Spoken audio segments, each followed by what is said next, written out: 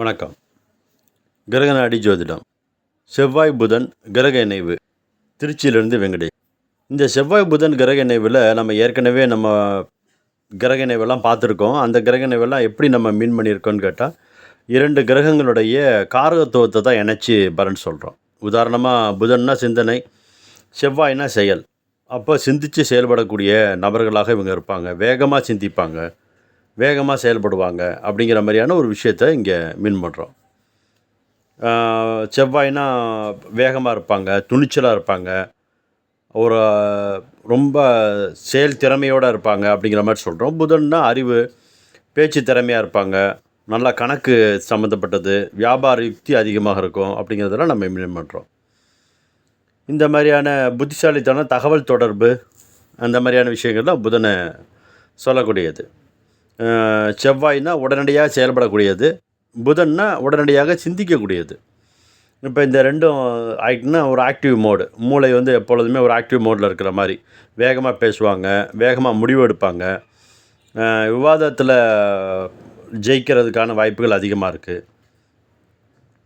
செவ்வாய் புதன்லாம் பேரில் வந்து வெங்கட் அப்படிங்கிற பேர்லாம் இது சம்மந்தப்பட்ட பேர்கள் தான். புதன் சம்மந்தப்பட்ட பேர்கள்லாம் இதில் வரும்.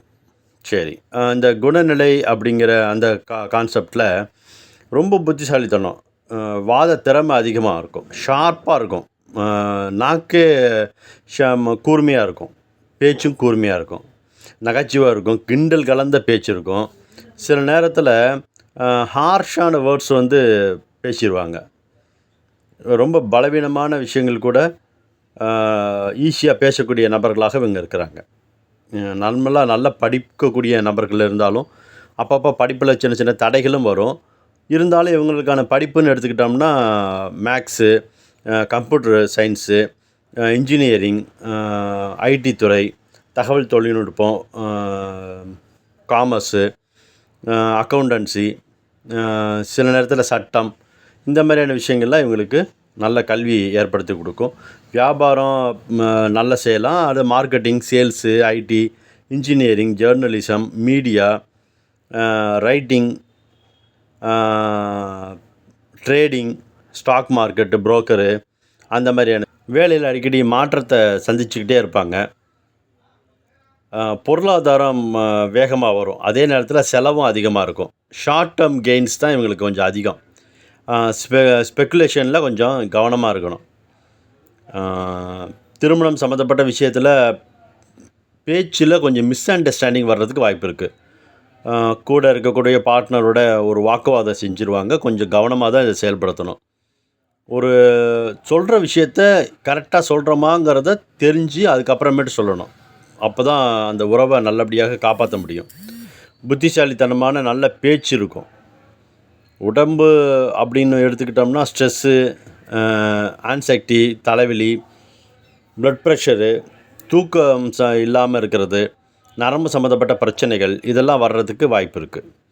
இதே கிரகநிலைகள் வந்து லக்னத்தில் இருக்கும் பொழுது ஒரு அக்ரெசிவான பர்சனாலிட்டியாக இருக்கும். 3ல் இருந்தால் ஒரு கம்யூனிகேஷனு, இந்த மாதிரியான பிரச்சனை இதெல்லாம் இருக்கும். அதே மாதிரி சக்ஸஸ் ஆகிடுவாங்க. 6ஆம் இடத்துல இருந்தால் போட்டி, இதெல்லாம் ஏற்படுத்தும். இதுவே வந்து 10ஆம் இடத்துல இருந்தால் தொழில் வளர்ச்சி ஏற்படும். 11ஆம் இடத்துல இருந்தால் வியாபார லாபம், அந்த மாதிரியான விஷயங்கள்லாம் இருக்குது. வழக்கமாக பேச்சை கட்டுப்படுத்திக்கணும். அவசரமான முடிவுகள் எடுக்கக்கூடாது. தியானம் செய்கிறது, ப்ரீத்திங் எக்ஸசைஸ் செய்கிறது, இதெல்லாம் வந்து ரொம்ப நல்லது. கண்டிப்பாக புத்திசாலித்தனத்தை செயலில் மட்டும் காட்டணும். பேச்சில் காட்டி கூட இருக்க உறவுகள் கூட கொஞ்சம் பிரச்சனைகளை ஏற்படுத்திக்கக்கூடாது. அதுதான் இவங்களுக்கு ரொம்ப முக்கியமானது. நல்ல சிந்தனை, வேகத்தை கட்டுப்படுத்தினா வாக்குவாதம், மன அழுத்தம், தவறான முடிவு இதெல்லாம் தவிர்க்கலாம். சிந்தனை செயலையும் சமப்படுத்திட்டோம்னாலே வியாபாரம், தொழில்நுட்பம், அறிவுத்துறை போன்ற எல்லா இடத்துலையும் நல்ல உயரமான இடத்துக்கு வரலாம். கண்டிப்பாக இது ஒரு நல்ல வாய்ப்பை ஏற்படுத்தி கொடுக்கும். நன்றி.